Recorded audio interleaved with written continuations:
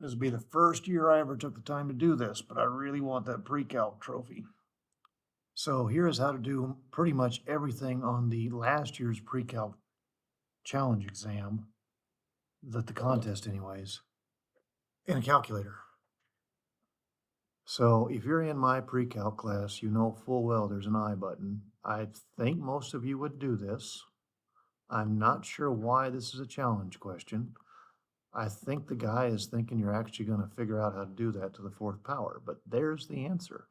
Negative 119 plus 120i. Easy question. Solution set to the inequality. We could waste some time doing this, but we could just do y1, y2 and hope you can interpret a graph. That's the strategy I'm suggesting you use. And again, hopefully you've done this and you've tried to see if you're getting it right. Math num n over d, numerator is x minus 1. And I've been teaching juniors all year, so like, please win for Milbrath. Give Milbrath something to be proud of this year. I need something. I've worked too blasted hard. And then do a Zoom 6. Here comes the rational graph. You guys know what it should look like because you learned your mom functions. And here comes 2/5. And the question is where is the rational graph above 2/5? And again, you have to understand the context of that. Where is the rational graph above 2/5? So let me get a little snip of it, try to do my best to explain it.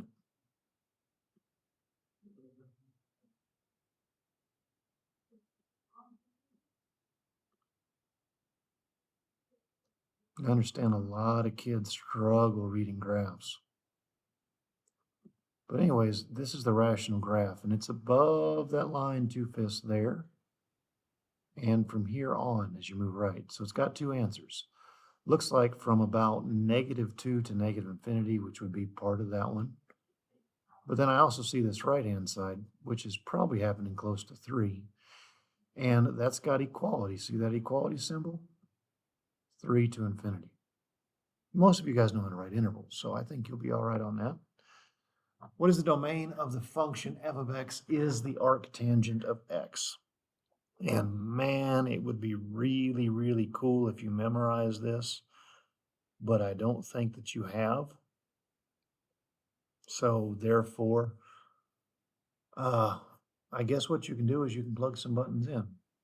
But now do remember that arctangent returns angles.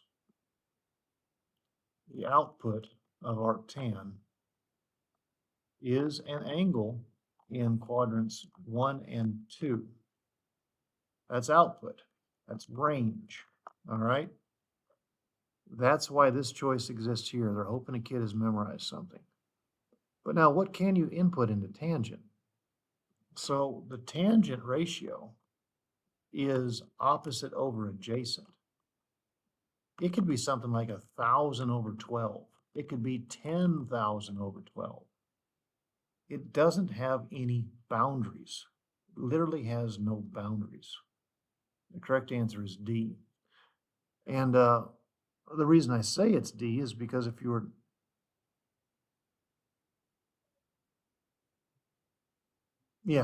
to just look at the arctangent function, and by the way, that's kind of the goal here. Let's take a look at the arctangent function. I don't see why a calculator couldn't do this. Radian mode. Arctangent of x graph.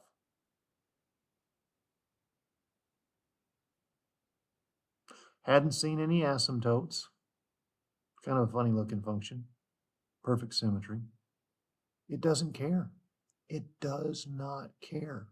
It can accept anything whatsoever. I know that seems funny, but like if you put in the arctangent of 1,000, it's going to spit back an answer. It just works. It has no boundaries. All right. Which of the following best describes the graph of the polar curve r equals 5? As of today, we haven't talked about this. So as of 227. We have not talked about this.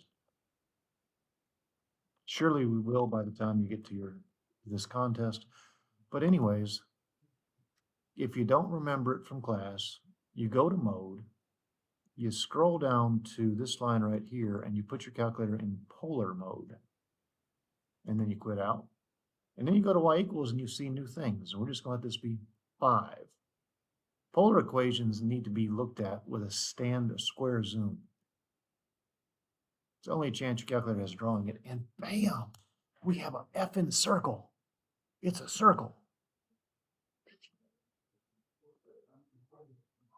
You shouldn't need help on this one, but whatever.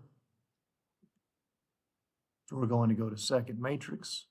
We're going to scroll our little butts over to edit. These are both 2x2s. I didn't do any of this with your group. It was not in your standards.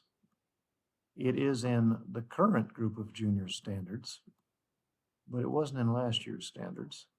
So I put a matrix in, and I got to put another one in. The second matrix is also a 2x2.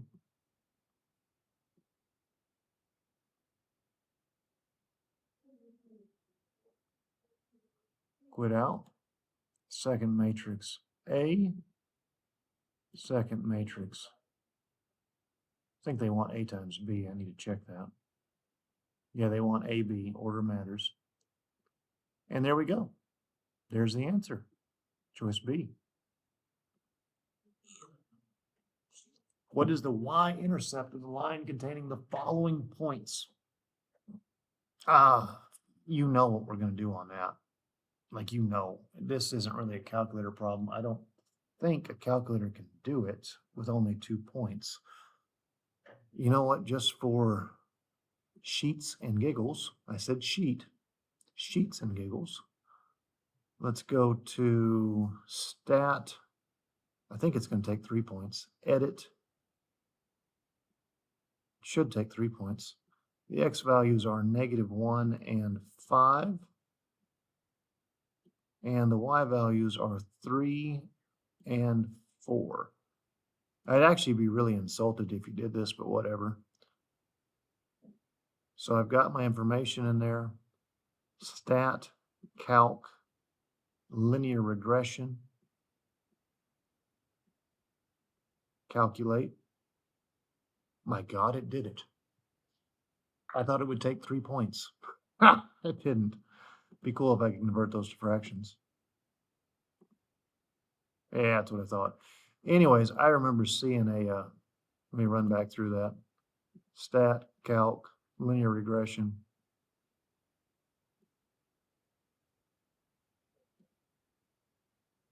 Calculate. I saw that 3.166. That is 3 1/6.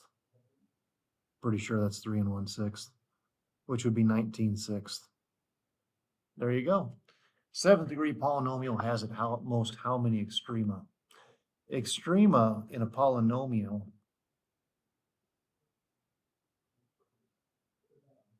is going to be these turning points.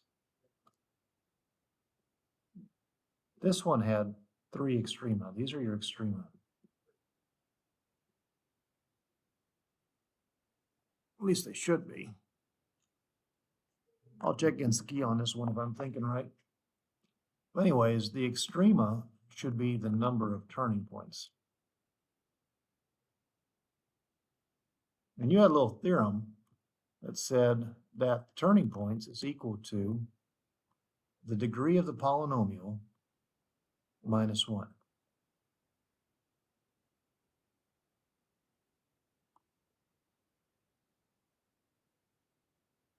So if this is a 7th degree polynomial, 7 minus 1 is 6.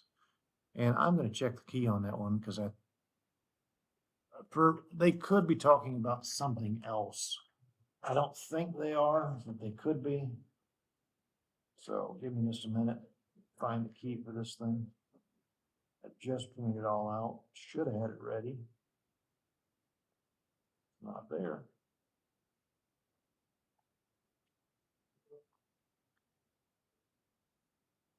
I'm actually going to try and do a video for both Pre-Calc and Algebra 2. It'll take a lot of time, but it lets me review over stuff that I haven't done in a while. If I have time, I'll even do one for the geometry kids, because I'd like to see them win too. And it would help Miss Cantrell out too, because she'd get some kids that might become 4s, and it makes the school look good. And that's what this is all about, to some degree. I want Dresden High School to look good. And sadly, I'm the person who has to try and do it. That's what it boils down to. All right, so Pre-Calc, that was 7. Yeah, me and the author of that test are thinking just alike, and that's what's important. We're thinking just alike. All right, what do we have in 8? We have a half-life idea. The half-life of francium-223 is 22 minutes, the nearest tenth of a milligram. How much of a 100 milligram sample will be left after an hour? If I'm taking you to the contest, you know this formula. I know you know this formula. I know you do. So we're just going to plug into that formula. An hour is passed. The principal is 100. There's 1/2. And an hour is 60 minutes. And it's important that I use 60 minutes because the half-life was in 22 minutes. And then I push the buttons. This is a ridiculously easy pre-calc challenge exam. I copied and pasted it earlier and I thought, man, this thing was easy. This should be Algebra 2. Anyways, about 15.10. Notice the author of the test was at least trying to make sure kids didn't do near math.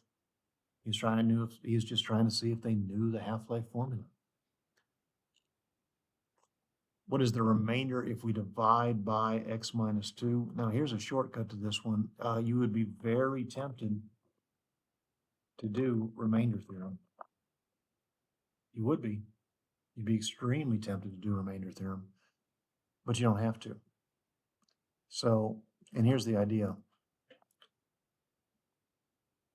If a potential factor, well, anyways, if x minus 2, x is 2. So find f of 2. You find f of 2 by plugging crap in.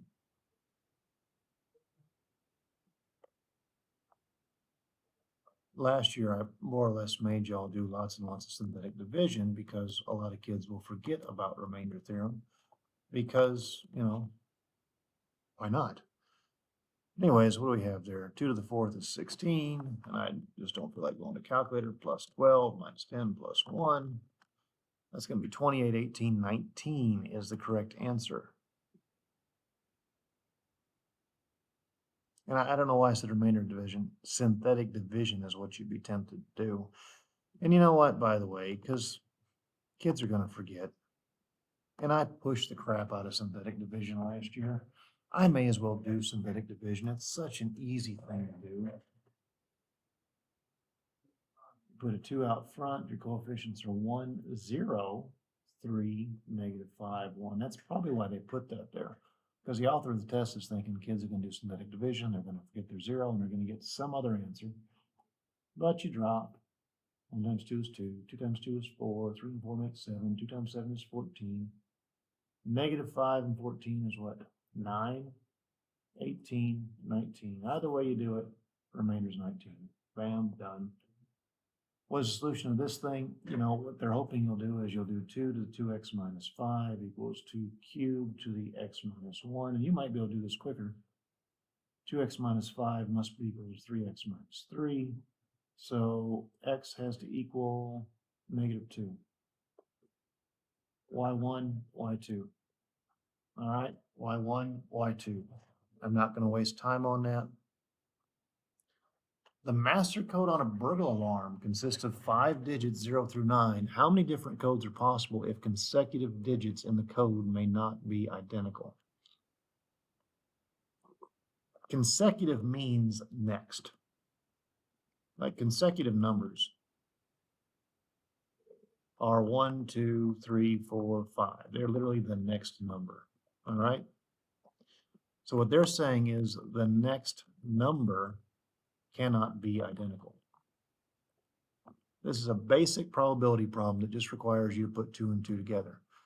So the first of your 5-digit code can be anything between 0 and 9, which means you have 10 choices to make. Now, say I use the number 2. I wouldn't be able to reuse a 2 again. So I only have 9 choices that I can make. So maybe I did a 3 that time. Well, I can't use 3 again, but I can use this 2, so I have 9 choices to make. Say I used a 1. Let's just say I used the 2 again. I can't use a 2 again, so I only have 9 choices I can make. Say I used a 1 this time. I still only have 9 choices I can make because I cannot reuse the 1. So this is 10 times 9 to the 4th power. That seems a little high.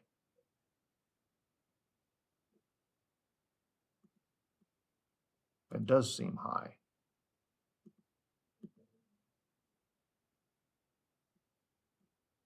But 65, 610. Nope, there she is, 65, 610. Make sure I agree. I do agree. All right, moving forward with our lives. This is kind of cool. Here's how you do this by hand. All right.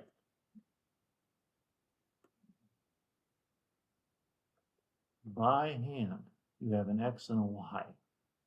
So I know that negative 12 must equal ax squared plus, oh, I have an x, 3 squared plus b times 3 plus a constant. And that would be negative 12 equals 9a plus 3b. I can plug this in here.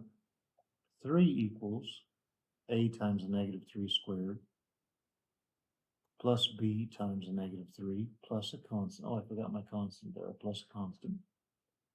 So I would get 3 equals 9a minus 3b plus a constant. And I could do this one more time. I would do negative 1/3 equals a times a negative 4 squared plus b times a negative 4 plus a constant. And doing the basic math here, negative 1/3 equals 16a minus 4b plus a constant. And then what I would do is I would make a matrix. I don't want to do this by hand, and then I do RREF. Remember doing that? RREF? Do a matrix by hand, reduced row echelon form. Now I'm not going to do all that. Stat edit. Because none of these points contain a 0, I get to frickin' cheat. So 3, negative 12, negative 4. I screwed up. Negative 3.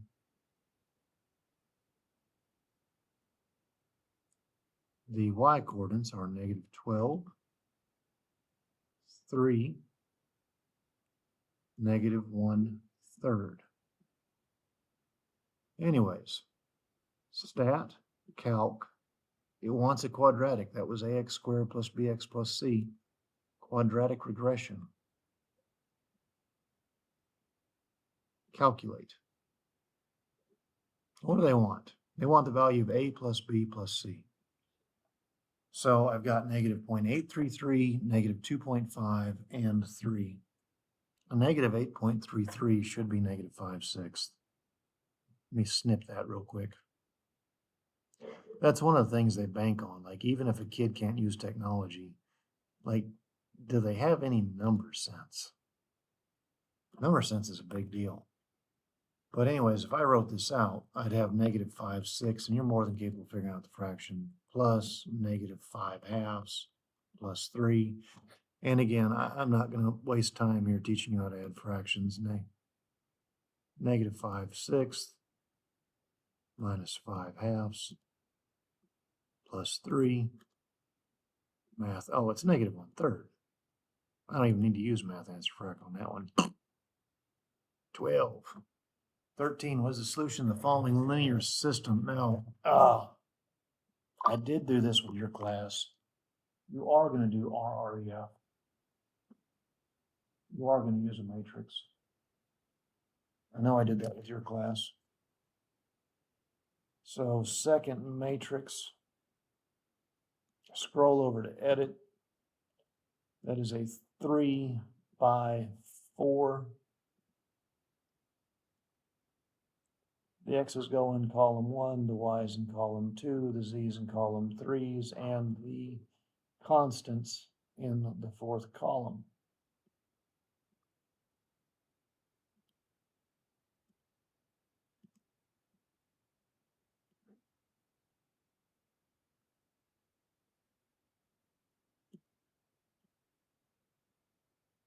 Quit out. Second matrix, math. 2 below comes some. Second matrix, enter, enter. And there's your answers. Leave and convert them to fractions. Math answer frac. So I'm looking for something with 10 ninths, 5 ninths, negative 2 ninths. Choice E. Summation. I don't know what the odds of you remembering this or not, but the sum form for geometric of the infinite, that's infinite geo, is pretty simple. It's a sub 1 over 1 minus r. Your ratio is right there. That's your r. And they were kind of tricky here. They started with a 2. So the first thing you actually have to figure out is what a sub 2 is. And it's going to be 3/4 squared, which is 9/16. So I'm going to take 9/16 and I'm going to divide it by 1 minus 3/4. And what am I going to get? 9/4? Yeah, 9/4. Anyways, let's just check me. I'm starting to wear down. 9/16. Let's just assume I can't subtract either. Divided by 1 minus 3/4. Kind of surprised they left it as a decimal. But yes, 2.225. All right, the expression secant of theta minus sine of theta tangent of theta simplifies to which of the following?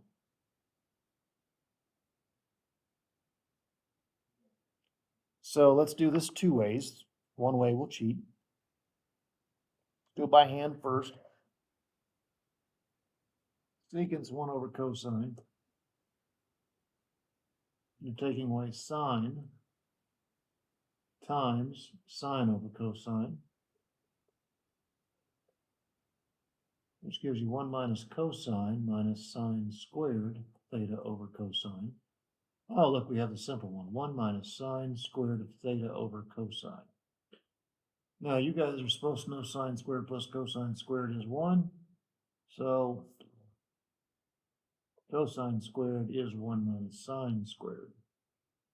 So, this becomes cosine squared over cosine, which is just cosine. Choice D. Now, how do we cheat? We cheat by making up an angle. So I'm going to literally make up an angle. I'm going to go with something random like 20 degrees. All right. Let's see here. We go back to degree mode. You still have to know your properties. Like you have to know secant is 1 divided by cosine. So 1 over the cosine of 20. And then I think there's a minus sign, right? Minus sine 20, tangent 20, is this funky decimal. Now I figured out by hand it was D, so I could just type in answer choices. Ta-da! You could also look at graphs, but you have to know the whole 1 over cosine thing. What is the solution set to this bad boy?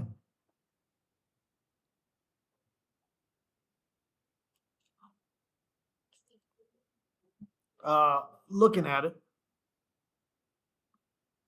See these asymptotes right here? I know that x cannot be 1. Sorry, x is not -1 or 2. And they haven't even made that an option for you, so knowing that actually gained you nothing. We're going to straight up y1, y2 this thing. It's just going to be fugly. Oh, I still have my calculator in polar mode. Back to function. All right, back to y equals. Let's see, math num n over d. What do we have here? We have x to the second minus a 9, parentheses x to the second minus 2x plus 4. Sitting pretty over x minus 1 times x minus 2. Might have been quicker for me to FOIL that out, but whatever.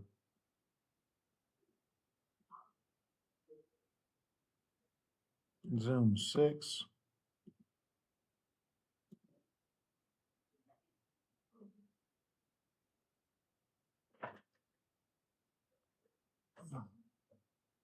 Oh yeah, I forgot to put the other guy in. Y2 is 0. That's important.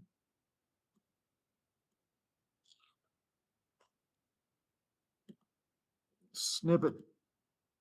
Explain it.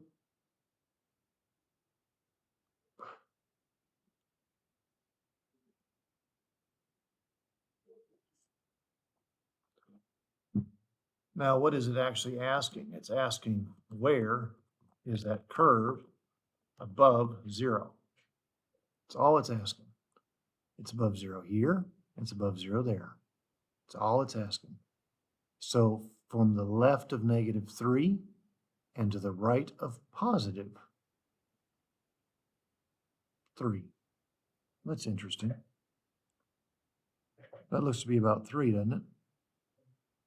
So I agree with all of these. I agree with that. I agree with that. I agree with that. What's up on the right hand? Oh, there she is. She's right there. I just skipped over it. It's choice B. No, no, no, no, no. Interesting. Did the author try to nullify a calculator? Let's play with the window settings here. They tried to mess with the calculator. Set the Ymax to be about 50. See if the graph looks any different. There's an asymptote in there somewhere, I think.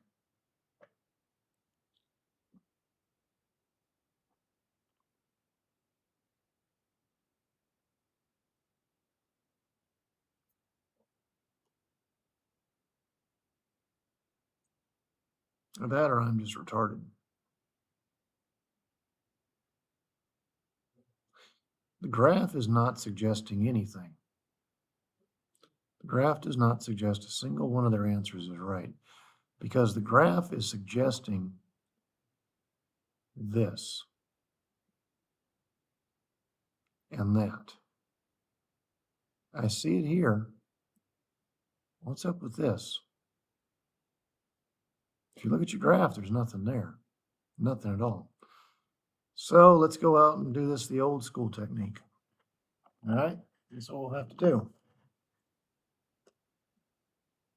We have x plus 3, x minus 3 when we factor.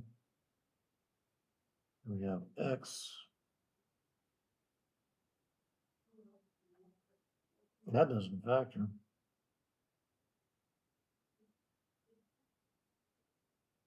No, it doesn't factor.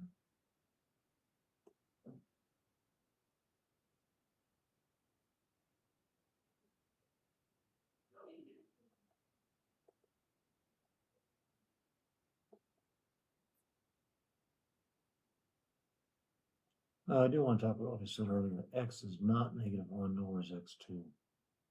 It's not going to be those things. So like that's a goner. Because that implies we can be. What we're going to do is we're going to multiply both sides by x plus 1 times x minus 2. And that's going to cause cancellation here. We're still going to have 0 on the left.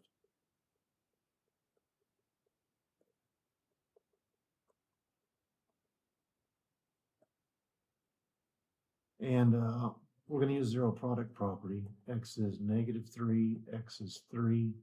By the way, we already got that kind of information from our graph, didn't we? The other two answers are right here.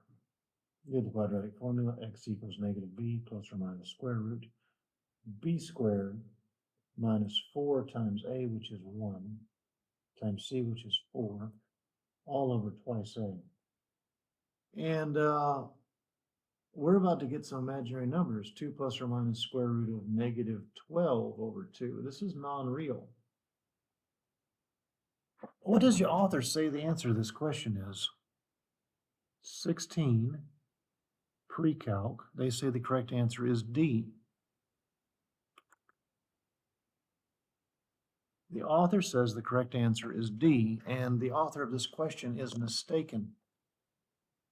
There is no valid answer to this thing. Not a single one. This happens on several problems every year, but this has no valid answer. The correct answer is the one that we had in the calculator. The correct answer was the one that contained only these two pieces. And they have not figured it out. Usually they figure this out after they grade.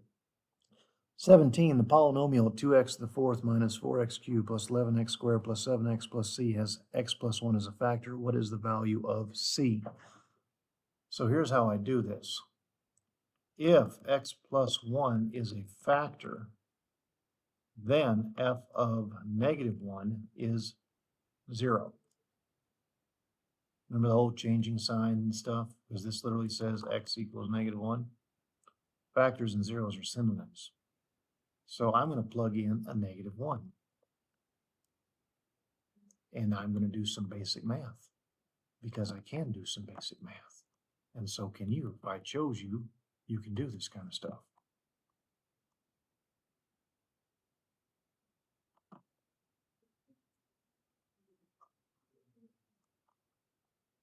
That's the setup, children. Anyways, that gives us 2 plus 4 plus 11 minus 7 equals, plus c equals 0. Let's see, 2 and 4 make 6. So 10 plus c is 0. C is -10. Ta-da! Easy peasy Japanesey. Now, you're only at 17 questions. You're still not going to win this thing. If the test is this easy, it's going to be 30 right. What is the solution to this bad boy? All right, by hand. Why not? By hand, we condense the logarithms through multiplication. We convert to exponential. We do the quadratic formula.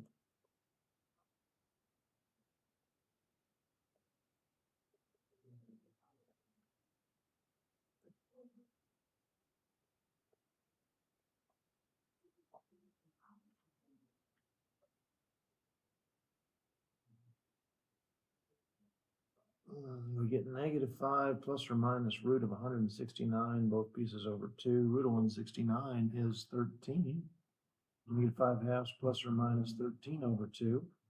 That's going to give me positive 8 over 2 or -18 over 2. 8 over 2 being 4, -18 over 2 being -9. But the only one that works is that one. Because if you put that right there, the log pukes. And of course, you could also do, other thing you can do here, is you can do y1, y2. Most of you kids in pre-calc class know where this is. You hit math, log base,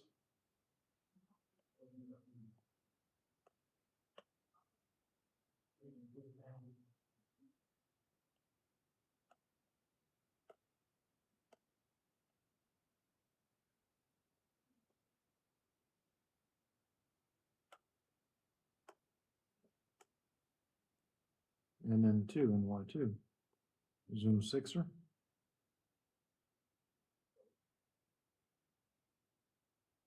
You're only going to see one answer. Second trace 5 at that 4. The other answer was extraneous. Now that was the big thing, that -9 is extra.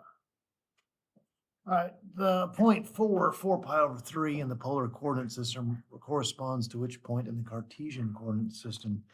And as of 227, we haven't done this yet.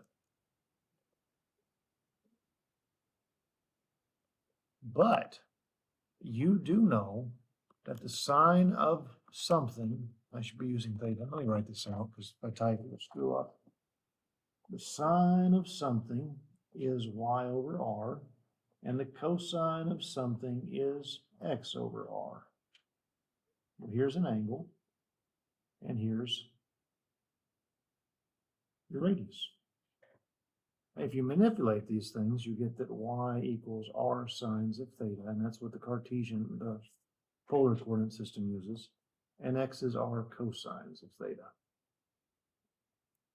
So y is going to be 4 sins of 4 pi over 3. Sine of pi over 4 pi over 3 is what? That's kind of low, isn't it? Yeah, that's 240 degrees. Boy, I'm tired. That's going to be -1/2.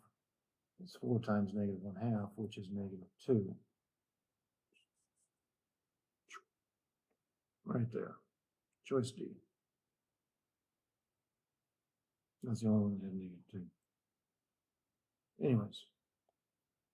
20, what is the inverse of this function? There's 2 ways of doing this. First one is not a right inverse. We swap x and y, and then we reswap.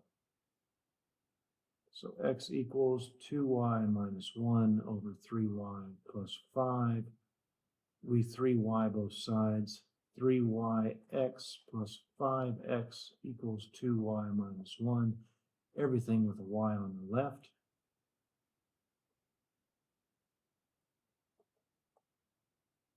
We factor because we can. We divide because we can.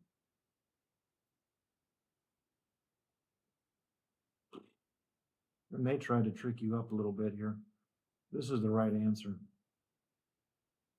What they've done is they've pulled the negative and shifted it to the bottom.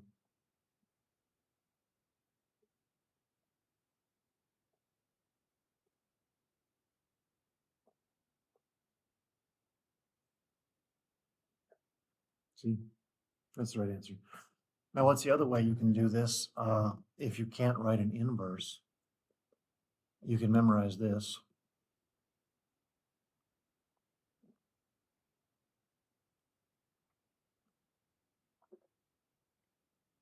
All inverses have y equals x as line of symmetry.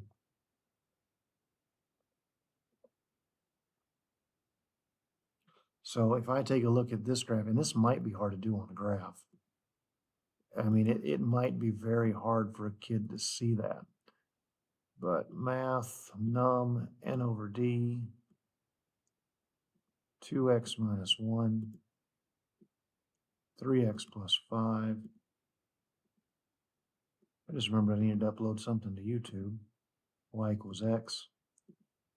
And let's just put in a wrong choice first. Math, num. Actually, let's put in a right choice. The right choice is D.